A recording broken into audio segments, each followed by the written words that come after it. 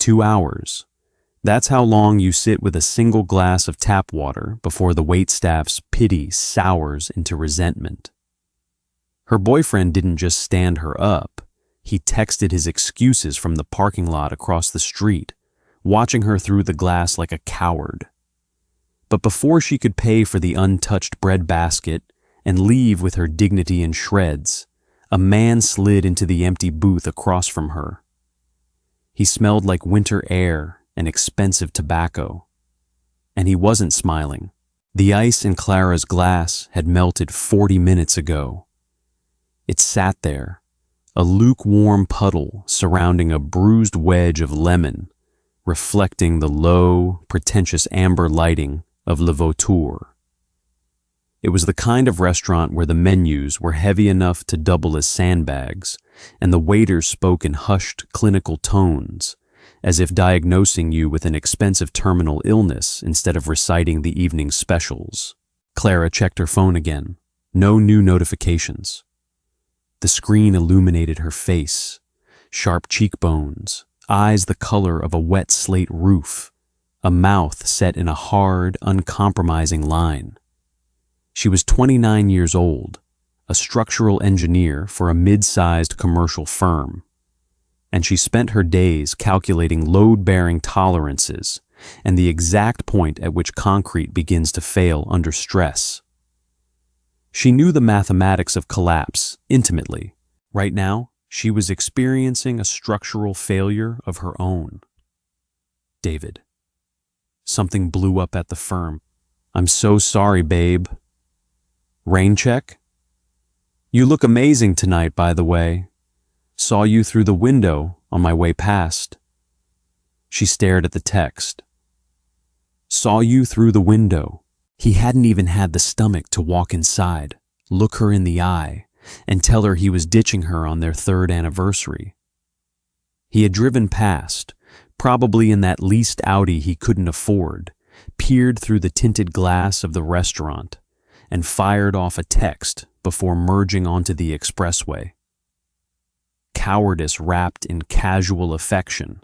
It was David's specialty. A waiter hovered at the edge of her peripheral vision, his apron crisp, his expression tight. He had asked if she wanted to order twice already. Now, he was just waiting for her to clear the real estate. Table 4 was prime seating, right by the floor-to-ceiling windows overlooking the rain-slicked pavement of the city district. I'll take the check for the bread, Clara said, her voice dry. She didn't look up at the waiter. She didn't want to see the performance of sympathy. I haven't brought the bread yet, miss, the waiter murmured. Then just bring me my coat. Actually, bring the ribeye, rare, and a bottle of the 16 Barolo, the real one from the back, not the one you list on the 2nd page to trap tourists. The voice didn't come from the waiter. It came from across the table. Clara's head snapped up. A man was sliding into the curved leather booth opposite her. He moved with a slow, deliberate weight, his dark wool overcoat brushing against the mahogany table. He didn't ask for permission. He simply settled in, unbuttoning his coat with one hand, while his eyes, dark, tired, and entirely devoid of polite warmth, locked onto the waiter. The waiter didn't object. He didn't ask who this man was or point out that the table was reserved for 2 people who were currently experiencing a breakup via telecommunications. Instead, the waiter's Adam's apple bobbed sharply.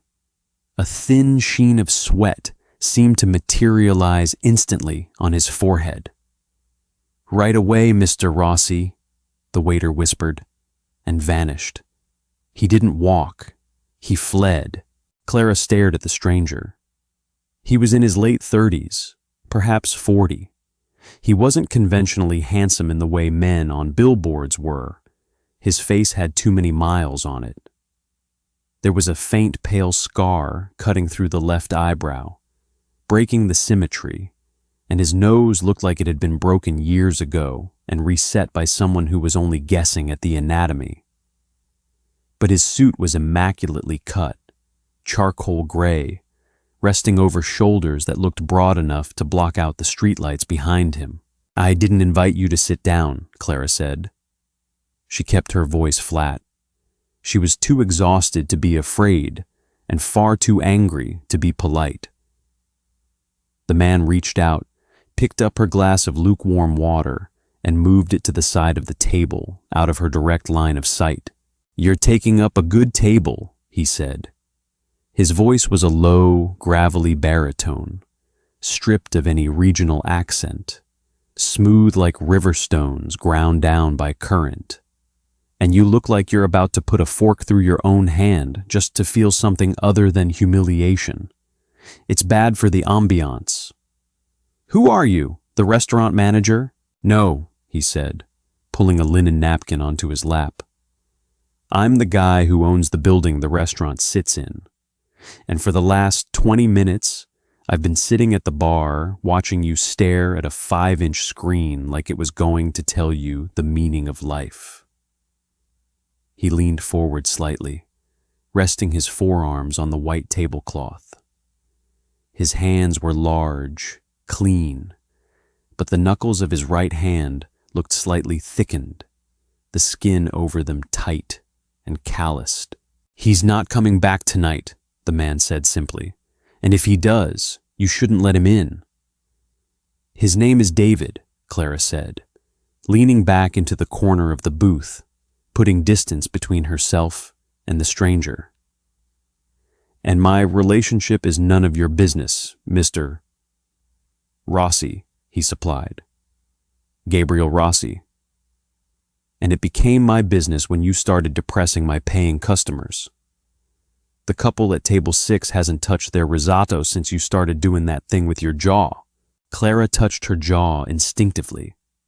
Her teeth had been grinding so hard her temples throbbed.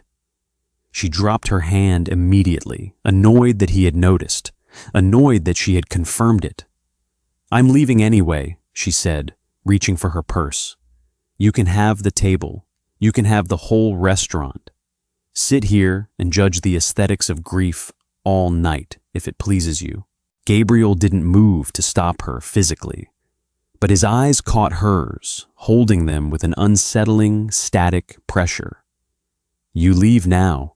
You're walking out into freezing rain without dinner, feeling like you weren't enough for a corporate middle manager who wears square-toed shoes and drives a car he leases to impress men who don't care about him." Clara froze, her hand hovering over the strap of her bag. "How do you know what shoes he wears?" "I was standing outside smoking when he pulled up to the curb 15 minutes ago," Gabriel said casually. He took a sip of water from his own newly poured glass, brought by a trembling busboy who hadn't dared to look either of them in the face. He sat in the car, checked his hair in the rearview mirror, typed on his phone, and then drove off. He looked like a man who cheats at golf. A sharp, unexpected laugh barked out of Clara's throat before she could stifle it. It was a harsh, bitter sound. "He does cheat at golf. He kicks the ball out of the rough when he thinks no one is looking."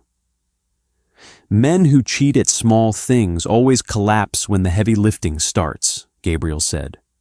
There was no humor in his voice, just cold, clinical observation. "Sit down, eat the ribeye, drink the wine, let me pay for it. Consider it compensation for the terrible lighting in this place." "Why?" Clara asked, her cynicism flaring. She didn't let go of her purse. "What is the transaction here, Mr. Rossi? Men don't buy $200 bottles of wine for abandoned women out of the goodness of their hearts. Especially men who look like they evaluate every room they walk into for fire exits and blind spots." Gabriel's lips twitched. Not quite a smile, just a momentary shifting of lines around his mouth. He looked at her with a new, sharper focus. "You're observant. I'm an engineer. I look at structures. I see where things bear weight and where they're decorative. You aren't decorative." No, he agreed quietly. I'm not decorative. He leaned back, letting the waiter set down the bottle of Barolo. He waited until the cork was pulled, the wine poured, and the waiter had retreated to a safe distance before he answered her question. I'm sitting here because I spent the last 3 hours in a room with 5 men who lied to my face for 90 minutes straight, Gabriel said, swirling the dark red liquid in his glass. They smiled, they shook my hand, and they tried to figure out how to take what is mine without bleeding for it. I came out here for a drink, and I saw you. And you didn't cry when you read that text, he said, looking straight into her slate-gray eyes. You didn't look around the room to see who was watching. Your posture didn't break. You just looked at the screen, calculated the damage, and accepted it. That kind of honesty is rare in this city. I wanted to sit across from someone who doesn't lie to themselves. Clara let go of her purse. She pulled her chair back in slightly. She picked up the glass of wine, smelled the rich, earthy aroma of dark berries and oak, and took a long, measured sip. It was incredible wine. It tasted like velvet and old earth. He's going to text me tomorrow at 8 a.m., Clara said, her voice dropping an octave, losing its defensive edge. He'll say he was dealing with a crisis. He'll offer to buy me brunch at that place with the bottomless mimosas he likes because he thinks alcohol makes me compliant. And what will you do? Gabriel asked. I'll tell him the truth, that he's a coward who kicks golf balls out of the rough. Gabriel raised his glass slightly, a silent toast. He'll regret losing you. Why? Because I'm a good catch? She asked, self-deprecation dripping from the words. No, Gabriel said, his tone absolute, entirely devoid of flattery. Because men like him spend their whole lives trying to build a shelter out of cheap timber and drywall. One day, a real storm comes, and when the walls start buckling, he's going to remember the only woman he ever knew who understood how to build something that lasts. And by then, you'll be entirely out of his reach. They didn't talk about themselves while they ate. Clara discovered that Gabriel Rossi ate with the same quiet efficiency with which he spoke. There was no performative appreciation of the food, no culinary small talk. Instead, she found herself explaining the mechanics of foundation underpinning on reclaimed marshland, a project her firm was currently stalling on near the industrial canal. Most men, David's age, would have glazed over 3 sentences in, shifting the conversation back to their own workout routines or their stock portfolios.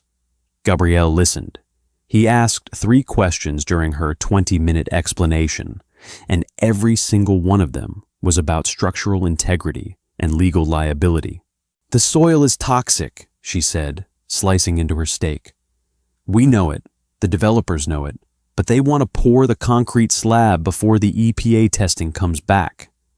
If we sign off on the load tolerance now, we're criminally liable when the salt water degrades the steel rebar in 10 years. Who is the developer? Gabriel asked. He wasn't looking at her plate. He was looking at her hands as she gestured, noting the short, clean, unvarnished nails of a woman who worked with blue line prints and site models. Vanguard Properties, she said, a guy named Henderson. He wears silk ties and yells at his assistant until she cries in the lobby. Gabriel chewed slowly, swallowed, and took a sip of wine. Henderson leases 3 warehouses on the south side from a holding company I control. He's 3 months behind on rent. He spends his liquid cash on gambling junkets to Macau. Clara stopped her fork halfway to her mouth. She stared at him. You know Henderson? I know everyone in this city who owes money or owns dirt, Gabriel said flatly. Don't sign the clearance papers, Clara. Tell your boss the soil density tests are inconclusive. If Henderson pushes you, tell him to call the holding company about his lease on Pier 4. He'll drop the pressure on your firm by noon tomorrow. A chill, completely unrelated to the winter draft coming off the windows, touched the back of Clara's neck. She set her fork down. The wine suddenly tasted heavier, thicker. "Who are you, Gabriel?" she asked quietly. "And don't tell me you're a landlord. Landlords don't make men like Henderson back off with a phone call about Pier 4.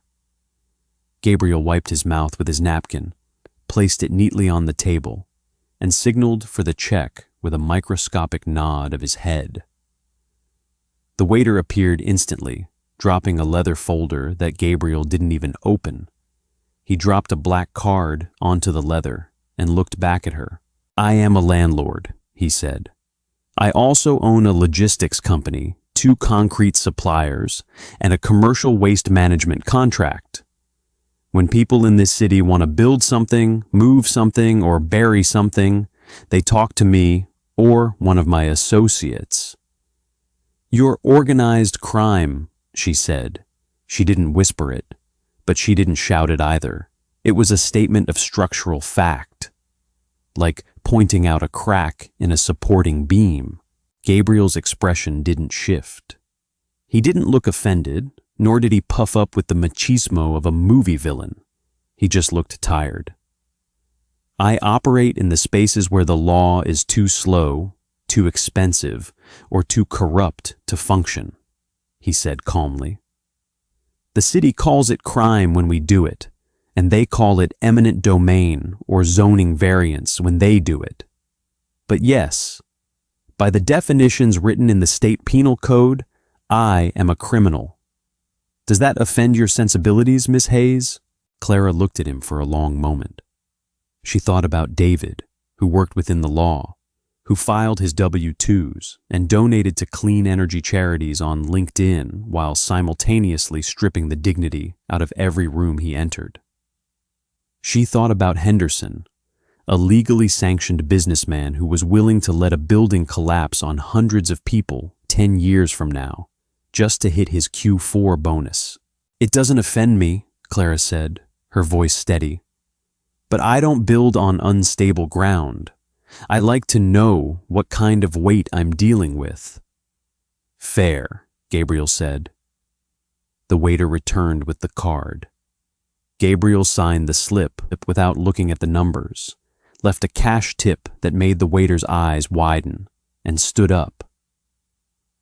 "The rain has turned to sleet. You're not taking a cab in this. My car is outside." "I can call an Uber, Mr. Rossi." "You could," he said, holding her wool coat open for her. His hands never touched her shoulders, maintaining an absolute, respectful physical distance that somehow felt more intimate than a touch. "But the surge pricing is 300% right now. The drivers are canceling anything going to the residential districts, and I already told my driver to pull up to the curb. Be practical, engineer. Let me take you home." She slipped her arms into the coat. As she turned, she caught the scent of him again. Tobacco, rain, and something metallic, like clean steel. "Okay," she said. "But no detour to a jazz club or a speakeasy where you show off how many bouncers know your name. Just home." "I hate jazz," Gabriel said, guiding her toward the exit with a hand hovering an inch behind her lower back. "And the only bouncers I know are the ones who work for me, and they're all miserable conversationalists." The car was a black Mercedes S-Class, but as Clara stepped inside, she noticed the thickness of the door frame.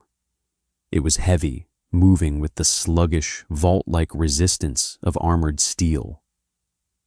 The windows were multi-layered, tinted so darkly from the inside that the city lights outside looked like distant, muted stars. The driver was an older man with a neck like a bull and a flat, broken nose who was reading a dog-eared Louis L'Amour Western paperback under the interior reading light. He didn't look back when they got in. "Drive, Polly," Gabriel said, giving Clara's address before she even had to speak it. "You looked up my address?" she asked, her tone sharpening. "I looked up your firm when you mentioned the canal project," Gabriel said, resting his head back against the leather seat, his eyes half closed. "Your company website lists its lead engineers. Your bio says you graduated from Georgia Tech and live in the North River District. It wasn't hard to narrow down the intersection based on where you were eating tonight." "That is borderline stalking. That is basic due diligence," he corrected smoothly. "In my line of work, if you don't know who is sitting across the table from you within 10 minutes, you usually end up paying for it with more than an expensive dinner." They drove in silence for 20 minutes. The sleet was slapping against the reinforced glass, a dull, thudding rhythm that felt entirely removed from the quiet, climate-controlled bubble of the sedan. Clara watched Gabriel's profile in the passing streetlights. He looked exhausted. The lines around his eyes were deep, carved by chronic sleep deprivation and constant calculation. Suddenly, the driver, Paulie, spoke. His voice was a low rumble. "We got a tail, boss. Gray Explorer. 2 cars back. Been with us since the restaurant." Clara's stomach dropped. The warm wine and ribeye suddenly felt heavy in her gut. She instinctively gripped the door handle. Gabriel didn't sit up. His eyes simply opened, sharp and clear in the darkness. He glanced at the side mirror. "Is it the Moreno brothers?" he asked quietly. "Nah," Paulie said, checking his rearview mirror as he made a slow, deliberate turn onto a quiet industrial side street lined with brick warehouses. "Too sloppy for them. They're hanging back, but their spacing is garbage. Looks like locals. Maybe those kids from the docks who think they can skim off the lumber imports." "Don't lead them to her neighborhood," Gabriel said. His voice hadn't changed timbre. It was still the same quiet, gravelly Riverstone. But the temperature in the car seemed to drop 10 degrees. "Take the alley behind the old textile mill. Stop there."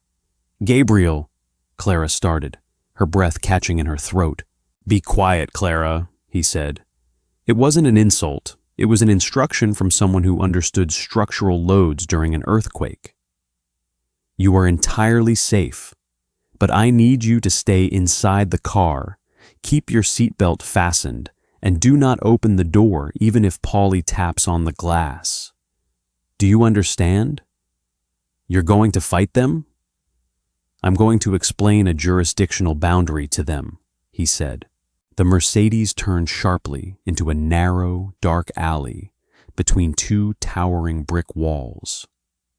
The headlights cut through the falling sleet, illuminating rusty dumpsters and wet fire escapes. Paulie brought the heavy car to a smooth, sudden stop, shifting into park and leaving the engine running.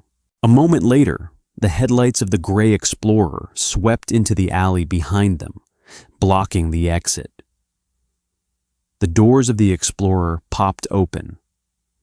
Through the reinforced rear window, Clara saw 3 men step out into the sleet. They were young, wearing heavy parkas, moving with the jerky, nervous energy of people who were running on cheap stimulants and bad advice. One of them held something long and metallic that reflected the red glow of the taillights, a tire iron or a crowbar. Gabriel sighed. It was a heavy, weary sound from the bottom of his chest. He reached into his coat pocket, pulled out a pair of black leather gloves, and pulled them over his thickened knuckles with methodical precision. "Stay here," he said to Clara. "Gabriel, call the police," she whispered. her voice tight with a civilian's panic. He paused with his hand on the door latch, looking back at her.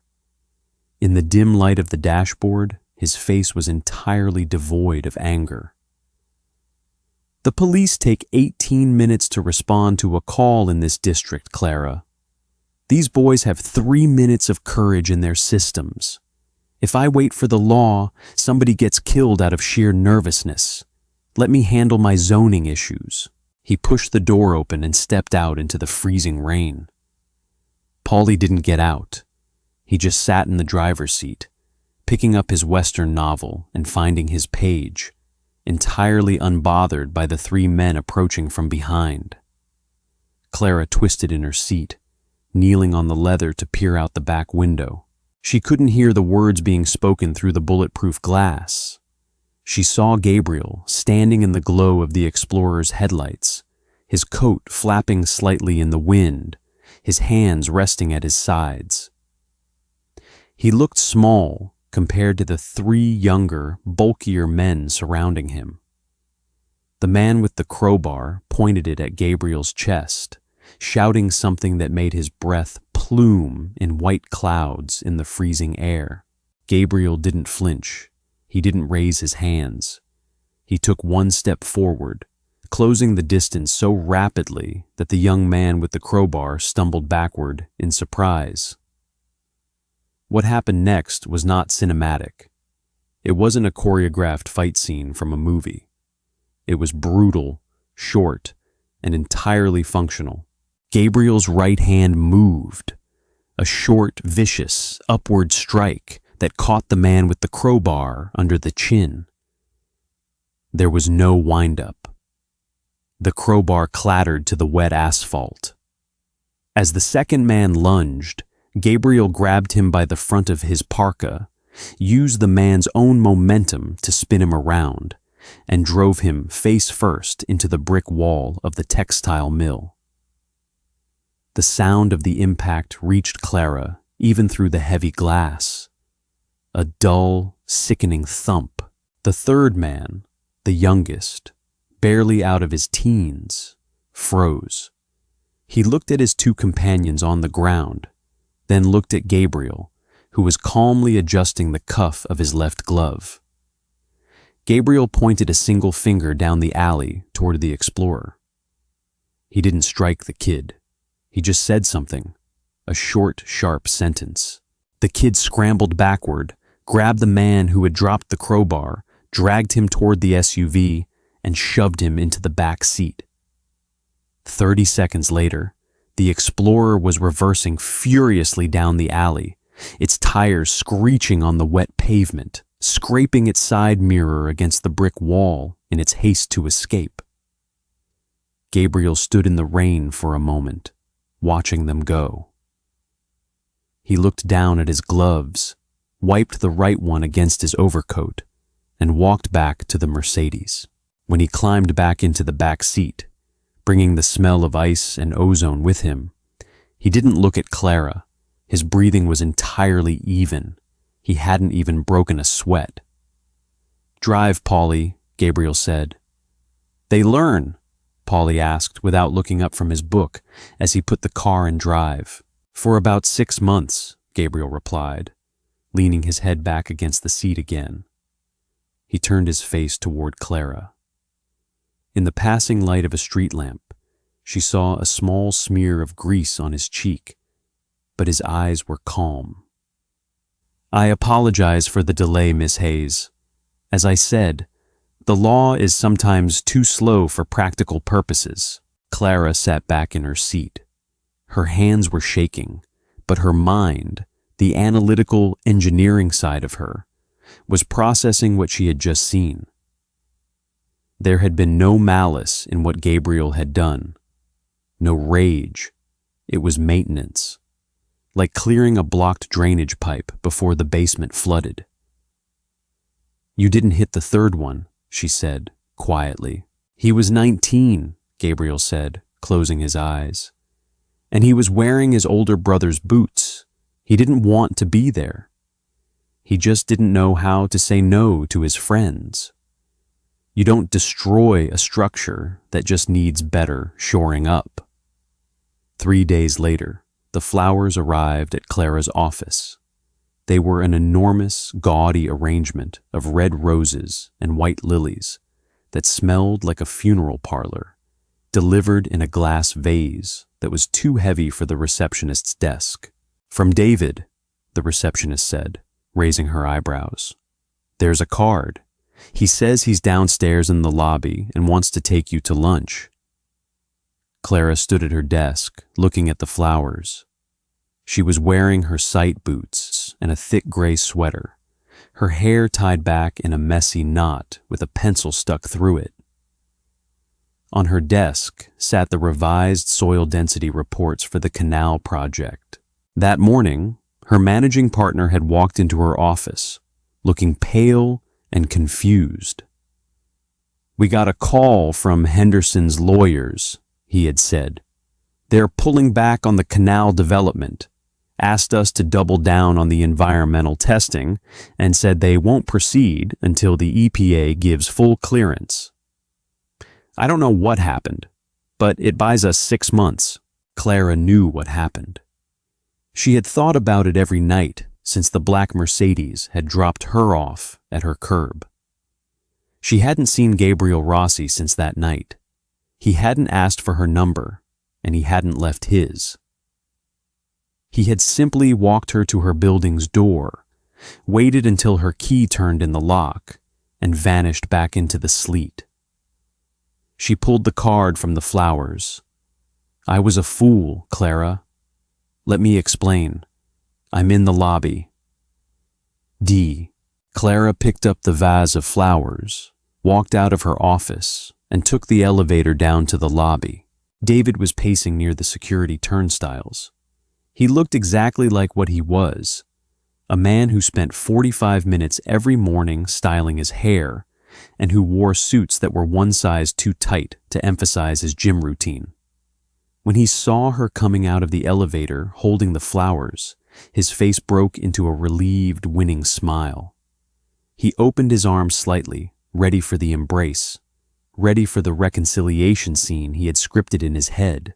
Clara walked past the security guard, stepped up to the large gray recycling bin near the exit doors, and dropped the entire arrangement, vase and all, into the trash. It made a loud, satisfying clatter as the glass shattered against empty aluminum cans. David's smile vanished. "Clara, what the hell? Those were $300. "They smelled like rot," Clara said, turning to face him. She kept her hands in the pockets of her sweater. "Why are you here, David?" "I came to apologize," he said, closing the distance between them, lowering his voice so the security guard wouldn't hear. "I got panicked the other night, okay? My boss called. There was an audit on one of our commercial accounts, and I lost my head. I should have come inside. I know that now. I'm sorry." "You texted me from the parking lot while watching me through the window," Clara said. Her voice was entirely level. She felt no anger anymore. Looking at him now, standing under the bright fluorescent lights of the lobby, he just looked flimsy, like dry rot under fresh paint. "You didn't lose your head, David. You just didn't care enough to be uncomfortable for 5 minutes.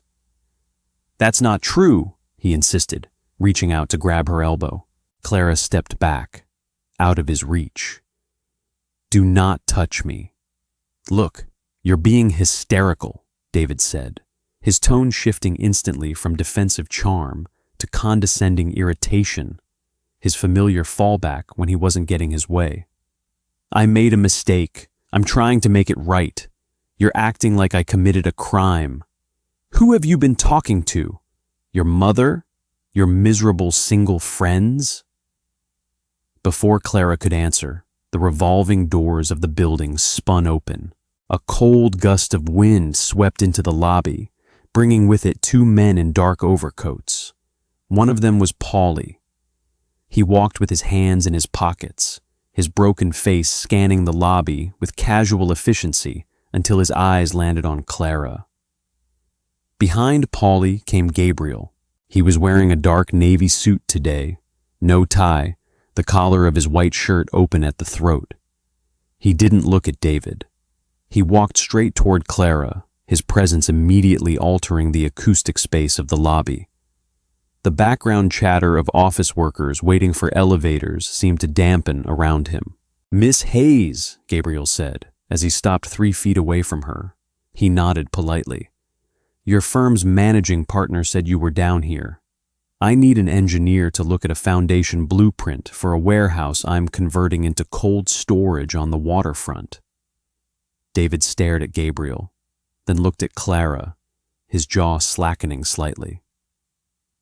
In the commercial real estate finance sector, everyone knew who Gabriel Rossi was, or at least they knew the weight of his holding companies. Mr. Rossi?" David stammered, stepping forward, his corporate reflexes overriding his personal irritation. He extended a hand, his winning smile reappearing like a reflex action. "David Miller, from Apex Financial. I think my firm handled the escrow on your acquisition of the Highland properties last year." Gabriel didn't look at David's hand. He didn't look at David's face. He kept his eyes fixed entirely on Clara. "Is this the man who cheats at golf?" Gabriel asked her. His voice was conversational, normal volume, echoing slightly off the marble floors of the lobby. David's hand froze in midair. A dark, ugly flush crept up from his collar, turning his neck red. "I'm sorry, what?" "He is," Clara said, a tiny, genuine smile touching the corner of her lips for the first time in weeks. "And he was just leaving." "I'm talking to my girlfriend," David said, his voice rising an octave as his humiliation curdled into anger. He stepped toward Gabriel, puffing his chest out slightly. "I don't know what kind of game you're playing, pal, but we're having a private conversation here." Paulie shifted his weight, taking 1 half step forward. It wasn't a threatening move. It was the casual adjustment of a man preparing to move a heavy piece of furniture out of a hallway. Gabriel finally turned his head to look at David. He didn't square his shoulders. He didn't loom. He just looked at David with the same tired, clinical expression he had used on the young kids with the crowbar in the alley. "You're standing in her personal space, Mr. Miller," Gabriel said quietly, "and you're speaking at a decibel level that suggests you think volume compensates for substance. It doesn't." "Do you know who my firm represents?" David blustered, though he took a half step backward as Paulie's shadow fell across his Italian leather shoes. "You can't just walk in here and—" "Your firm represents 7 mid-tier residential developers and a commercial trust that is currently leveraged at 80%, Gabriel said, rattling off the financial facts without a hint of emotion. "If I pull my concrete distribution contracts from those 7 developers, your firm loses 20% of its quarterly revenue by Friday. Now, I'm going to ask Miss Hayes if she wants to get coffee and discuss load-bearing walls. If she says yes, you are going to walk out through those revolving doors, and you are never going to text her, call her, or buy her dead flowers again. Do we have a shared understanding of the timeline?" David's mouth opened, but no sound came out. He looked at Gabriel's cold, dark eyes, then glanced at Paulie's flat, expressionless face. The reality of the situation, the absolute crushing disparity in weight between his corporate bravado and actual structural power, hit him all at once. He didn't say another word. He turned on his heel, walked quickly toward the revolving doors, and pushed his way out into the cold street without looking back. Clara watched him go. She felt no triumph, just a profound, sweeping relief, like a fever breaking. She turned to Gabriel. "You don't actually have a cold storage warehouse on the waterfront, do you?" "I acquired one 20 minutes ago," Gabriel said, offering her his arm with formal, old-world politeness. "The foundation is terrible. I really do need an engineer. Let's get coffee, Clara." 6 weeks later, Clara found herself standing in the kitchen of Gabriel Rossi's home. She had expected a fortress. She had expected high brick walls, guard dogs, and the ostentatious marble-draped luxury of a man who needed to prove his wealth to the world. Instead, Gabriel lived in a restored mid-century modern house, nestled into a wooded hillside, 30 minutes outside the city. It was built of cedar, steel, and massive sheets of glass that looked out over a dark, quiet valley. There were no guard dogs, just a state-of-the-art security system with silent sensors integrated seamlessly into the landscaping, and 2 of Paulie's quiet, broken-nosed associates sitting in a heated gatehouse down at the bottom of the long driveway. Inside, the house was sparse. Bookshelves lined the living room, filled with thick volumes on Roman history, urban planning, and architecture. There was no art on the walls that looked like it had been bought for an investment portfolio. There were just framed black and white photographs of old city bridges and docks during the 1950s. "You live like a monk," Clara said, standing by the kitchen island with a glass of red wine in her hand. She was wearing simple black trousers and a cream-colored silk blouse, her hair down around her shoulders. "Monks don't drink 20-year-old Brunello," Gabriel said from the stove. He was cooking, chopping garlic and fresh herbs with the rhythmic, practiced ease of someone who found manual tasks therapeutic. He had stripped off his suit jacket and tie, his white shirt sleeves rolled up to his elbows, revealing strong, hairy forearms scarred with old, faded white lines. "And monks don't have to worry about a federal subpoena dropping through the mail slot on Monday morning. Are you expecting one?" she asked, leaning her hip against the counter. Over the past 6 weeks, their meetings had been professional on the surface. She had actually redesigned the foundation support for his cold storage facility, and intensely, quietly personal in the spaces in between. They ate lunch in small, immigrant-run diners, where the owners greeted Gabriel with quiet reverence. They walked through construction sites in the freezing wind, arguing about the tensile strength of steel versus reinforced concrete. Never once had he tried to kiss her. Never once had he made a cheap move. But every time she entered a room where he was sitting, his eyes found her, holding her with that same intense, static pressure that told her she was the only object in his field of vision that mattered. "There is always a subpoena coming, Clara," Gabriel said, tossing the garlic into a skillet of hot olive oil. The kitchen immediately filled with the rich, sharp scent of frying garlic and rosemary. When you control the movement of goods in a city this size, the U.S. Attorney's Office considers you a permanent hobby. They poke the perimeter every 6 months to see if the fence has rotted. "Doesn't that exhaust you?" she asked. "Living like a load-bearing wall that's constantly holding up a ceiling that wants to fall on you?" Gabriel paused, wooden spoon in hand. He turned to look at her, leaning his lower back against the stove. The overhead kitchen light caught the silver in his dark hair at the temples. "It does," he admitted quietly. "It exhausts me every single day. I took over my father's business when I was 26 because my older brother was shot dead in a parking garage in Queens.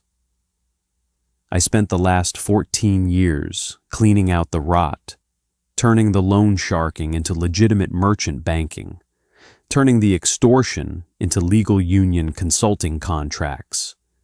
but the grease never washes off entirely. People look at my name on a contract, and they still smell blood. He looked down at his own hands, resting on the edge of the granite counter.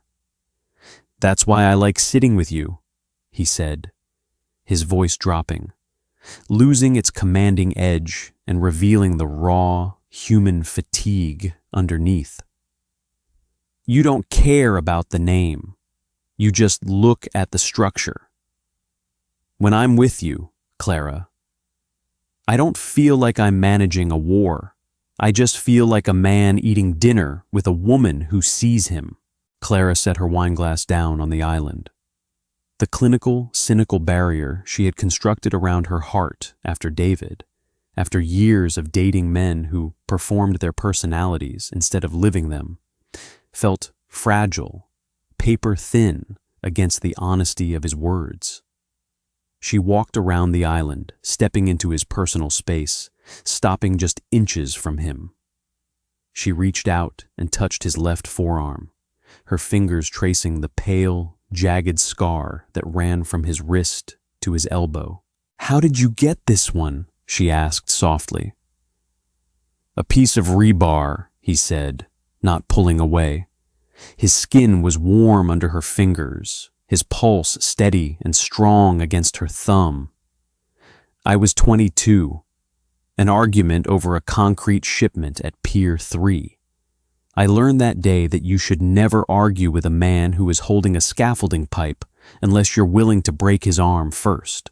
"You could have stopped," she said, looking up into his dark eyes.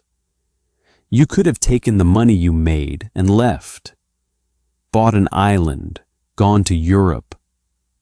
"You know architecture, Clara," he said, reaching up with his right hand to gently brush a stray lock of hair back from her forehead. His calloused fingers were impossibly light against her skin. "What happens to a heavy building when you suddenly pull out the central support column? It collapses," she whispered, "and it crushes everything in the basement. My father left me a basement full of people who depend on me to keep the roof from falling on them," he said. His hand rested on her cheek now, his thumb tracing the sharp line of her cheekbone. "The drivers, the dock workers, the families of men who went to prison for my father 20 years ago. If I walk away, the Moreno brothers or the Russian syndicates move in. And they don't buy $200 wine for abandoned women, Clara. They burn the restaurant to the ground just to collect the insurance." He leaned in slowly, giving her every opportunity to step back, to remember who he was, to remember the young man with the crowbar in the alley. Clara didn't step back. She reached up, gripped the collar of his open shirt, and pulled him down to her. The kiss wasn't like anything she had experienced with David.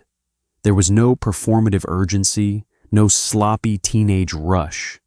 It was slow, heavy, and profound, like two tectonic plates shifting into alignment after centuries of friction.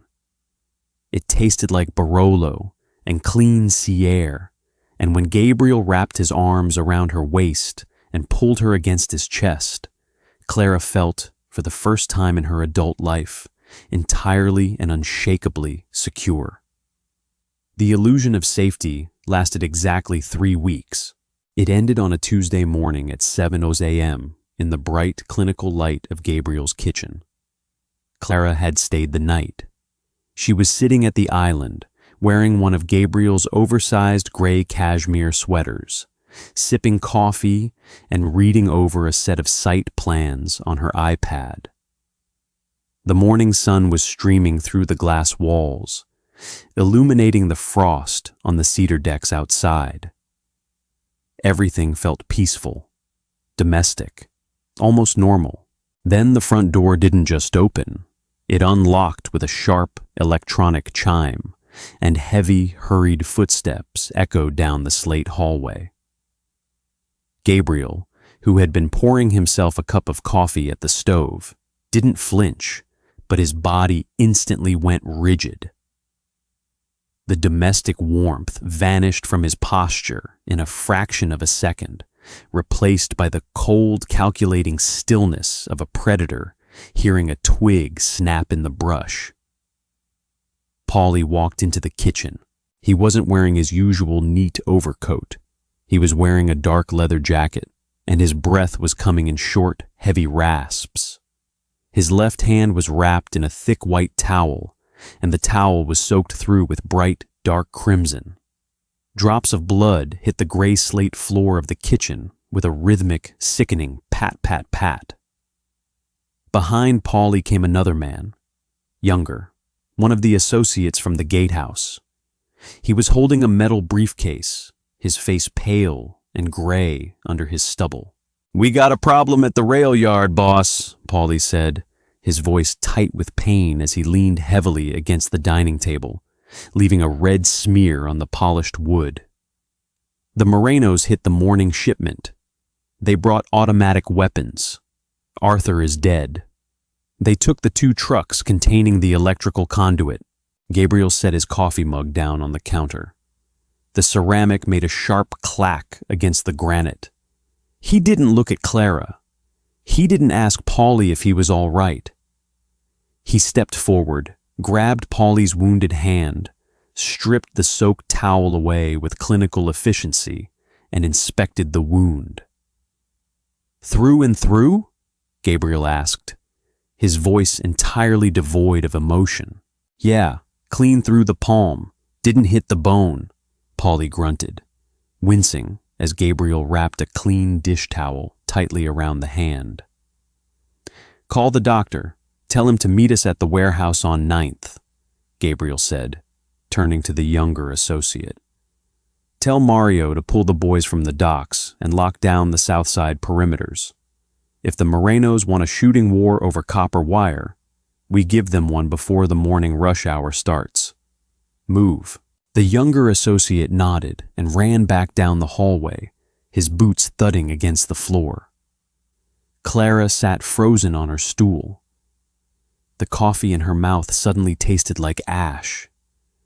She looked at the drops of blood on the pristine gray slate floor. Bright, vivid, entirely real. She looked at Paulie's face, gray with shock, and then she looked at Gabriel. He had opened a drawer by the refrigerator. When he turned back around, he was holding a heavy, black semi-automatic handgun. He checked the magazine with a sharp metallic clack, slid it back into the grip, and tucked the weapon into a leather holster inside the waistband of his trousers. Then, and only then, did he look at her. His eyes were different. The man who had chopped garlic and talked about Roman architecture the night before was gone. In his place stood the boss of the North River District, a man who ordered armed men into the street, who evaluated blood loss with the same indifference as a balance sheet. "Paulie," Gabriel said without breaking eye contact with her, "take my car. Wait for me in the driveway." "Boss." "Now, Paulie." Paulie shuffled out of the kitchen, clutching his bleeding hand, leaving a trail of red drops behind him. Silence fell over the kitchen, broken only by the hum of the refrigerator. "I have to go," Gabriel said. His voice was soft, but it sounded like it was coming from the bottom of the well, miles away from her. "There is a car coming from the city, a secure driver.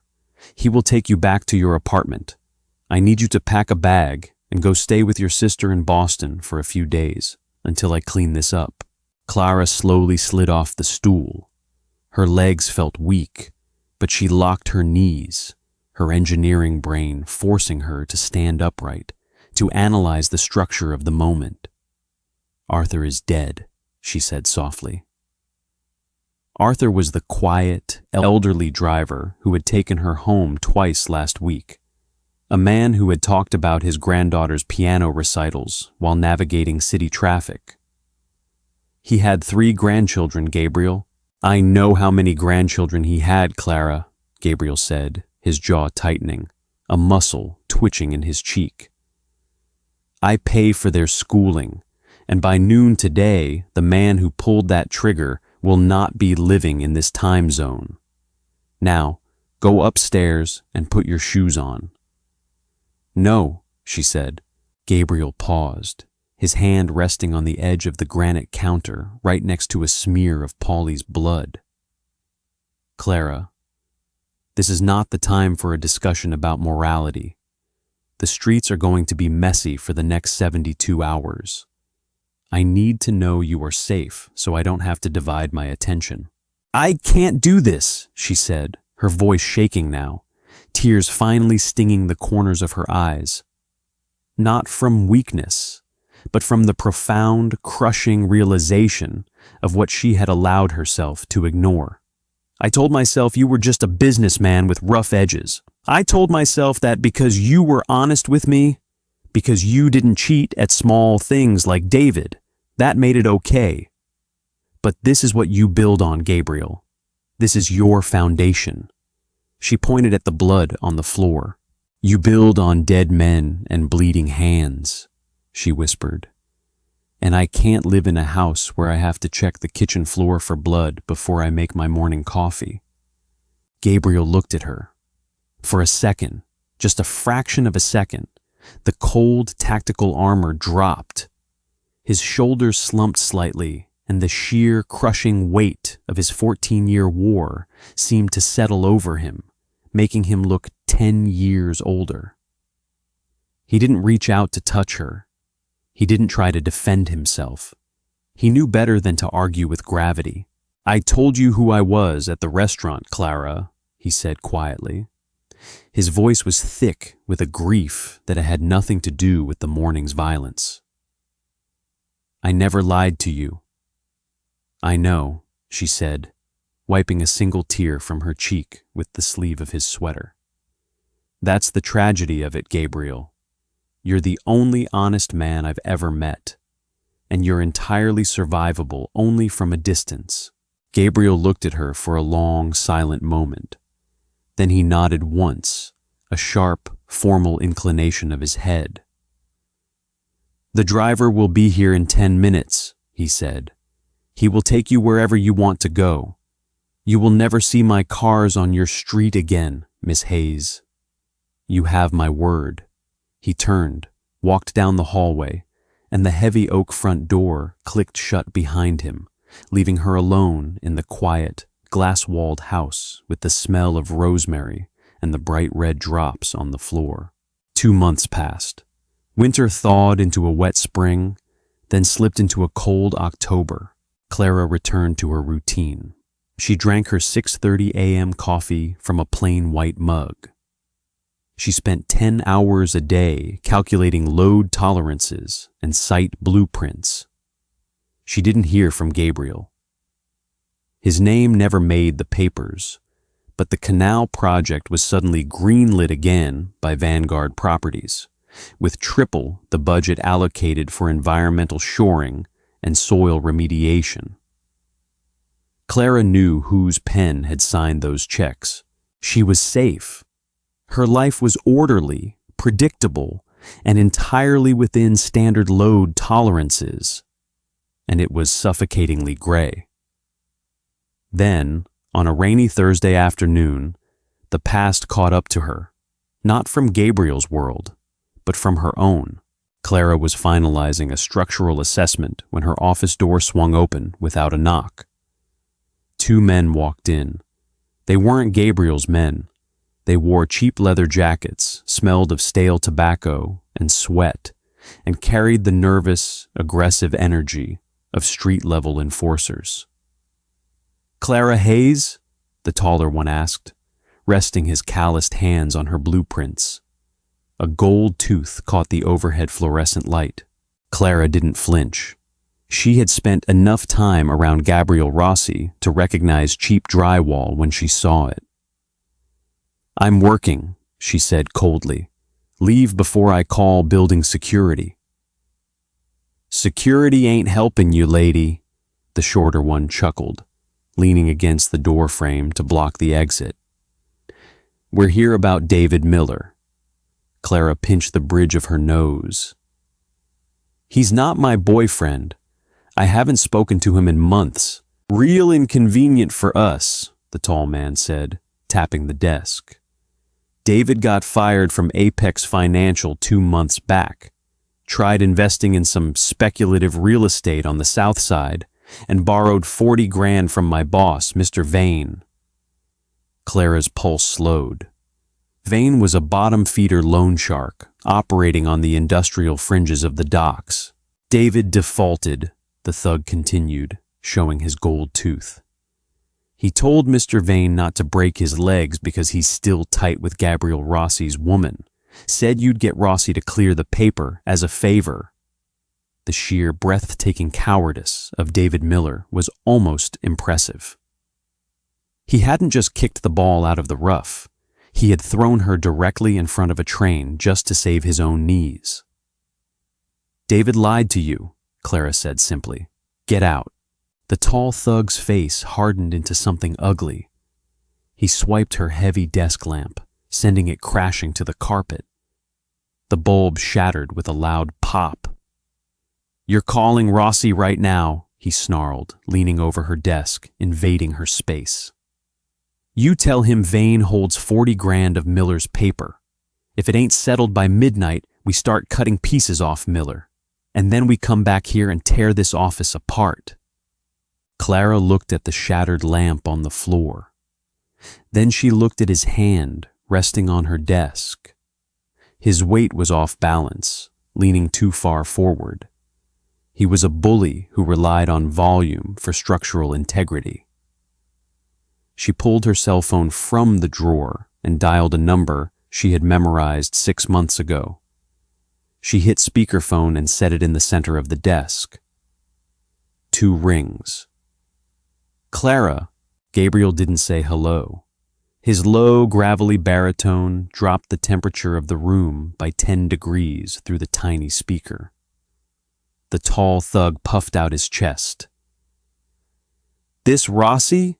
Listen here, pal. I work for Vane. We got your girl, and we hold 40 grand of Miller's debt. You want her office to stay in one piece? Who is this? Gabriel's voice cut through the rant like a steel saw through cheap pine. The background on his end of the line was dead quiet. Name's Troy, and like I said, Troy, turn around and look out the window of Miss Hayes's office, Gabriel interrupted calmly. Tell me what you see at the curb. The shorter thug walked over to the floor-to-ceiling glass and looked down 4 stories. His face instantly drained of color. Jesus, Troy, he whispered, stepping back. There's 3 black S-Class sedans down there, and Paulie's standing by the doors with 5 guys from the docks. Troy froze, staring at the speakerphone like it was a live grenade. How did you know we were here? I told Miss Hayes my cars would never be on her street again, Gabriel said smoothly. I never said I took my eyes off her building. You have been inside that lobby for 4 minutes. In 60 seconds, Paulie steps into the elevator. Troy swallowed hard. Now, Gabriel continued, his tone conversational and absolute. You are going to walk out of that building and drive directly to Pier 4. Vane is already there. We are currently discussing his restructuring. Restructuring? Troy squeaked. He is retiring from the lending business today, Gabriel said flatly. And if either of you ever speak the name David Miller again, or if your shadow falls within 4 blocks of Miss Hayes, I will have Paulie test the structural integrity of your knees with a scaffolding pipe. Do we have a shared understanding of the timeline, Troy? Troy didn't answer. He grabbed his partner's jacket and bolted out of the office, nearly tripping over the doorframe in his frantic race for the stairs. Silence returned to the office, broken only by the static hiss of the speakerphone. Clara sat back in her chair. Her breath was steady. Are you hurt, Clara? Gabriel asked quietly. No, she said. They broke a $50 desk lamp. I'll have Paulie send up a new one. Gabriel, she said, her voice softening, stripping away her cynical armor entirely. Why were your men watching my building? A long silence stretched across the line. She heard the faint click of a lighter, the sharp inhale of tobacco, and the slow exhale of a man carrying a city on his back. Because I know how structures fail, Clara, Gabriel said, his voice raw and entirely unguarded. When you remove a supporting wall, you don't just walk away and forget about the building. You watch it every single day, just to make sure the roof doesn't fall in on the only thing you ever actually cared about keeping safe. 3 hours later, the rain had stopped. The industrial waterfront was slick and black, reflecting the yellow bleed of the harbor lights. Clara parked her sedan near the chain-link fence of Pier 4. She didn't wear her hard hat or her high-visibility vest today. She wore her long wool coat and her leather gloves, her hair pulled back into a neat, practical knot. She walked past 2 black Mercedes sedans parked near the gate. Paulie was leaning against the fender of the lead car, reading his paperback Western under a street lamp. His left hand was bare now, showing a thick, pink scar across the palm where the bullet had passed through. When he saw her approaching, he didn't speak. He just closed his book, gave her a brief nod, and pointed his chin toward the end of the pier. "He's out by the water, Miss Hayes," Paulie rumbled. "Vane and his boys left an hour ago, took the bus to New Jersey." "Thank you, Paulie." She walked down the damp wooden planks. The air smelled of salt, diesel exhaust, and cold river water. The scent of a city working and grinding in the dark. Gabriel was standing at the very end of the pier, his hands tucked into the pockets of his charcoal overcoat, looking out over the black water toward the bridges in the distance. The wind ruffled his dark hair, showing the silver at his temples. He didn't turn around as her heels clicked against the wood, but his posture shifted slightly, acknowledging her arrival. She stopped 2 feet beside him, resting her forearms against the wet wooden railing. "David Miller is on a train to Chicago," Gabriel said to the water. His voice was quiet, blending with the rhythmic slap of the tide against the pilings below. "I bought his debt from Vane. Then I called his landlord and his car leasing company. He has no assets left in this state, and no firm in this city will ever answer his resume again." "You ruined him," she said. "It wasn't an accusation. It was a structural assessment. I removed a parasite from the timber," Gabriel corrected calmly. "He was dry rot. He would have kept spreading mold to everything around him until someone stepped on him. I just accelerated the collapse." Clara looked at his profile and the yellow harbor light, the pale scar slicing through his eyebrow, the uneven line of his broken nose. He looked like what he was, a hard man who lived a dangerous, morally compromised life in the shadows. For 2 months, she had tried to convince herself that she needed the light. She had gone to dinner parties. She had listened to men with spotless resumes and soft hands talk about their golf handicaps and their 5-year plans. Men who smiled politely while lying to themselves and everyone around them. And she had been completely, suffocatingly miserable. "I didn't come here to thank you for David," Clara said, turning her back to the water to look directly at him. "I came because you were right about building materials." Gabriel slowly turned his head, his dark, exhausted eyes meeting hers. "Right about what? You build a shelter out of cheap timber and drywall, and it looks beautiful in the sunshine. But when the storm comes, it buckles," she said, her slate-gray eyes steady and uncompromising. "You're not drywall, Gabriel. You're reinforced steel and poured concrete. You're heavy, you're dangerous, and you belong in the dark. But you don't break under pressure." Gabriel's jaw tightened. He took a half step toward her, his body stiffening as if bracing for an impact. He wasn't sure he could survive. "I haven't changed, Clara," he said, his voice dropping to a harsh, low whisper. "Arthur is still dead. There is still blood on my floor sometimes. If you walk back into my world, you are walking into a house with a bad foundation. The subpoena is still coming. The Morenos are still out there." "I know," she said. She stepped into his space, closing the distance until her wool coat brushed his. "I'm an engineer, Gabriel. My entire job is looking at compromised foundations and figuring out how to shore them up so they don't collapse and kill the people inside." She pulled off his right glove, holding his bare hand in hers. Her thumb traced the thick, calloused knuckles that had fought in alleys and signed contracts moving millions of tons of weight across the city. "But you don't get to lie to me," she said, her voice dropping, stripping away all remaining defense.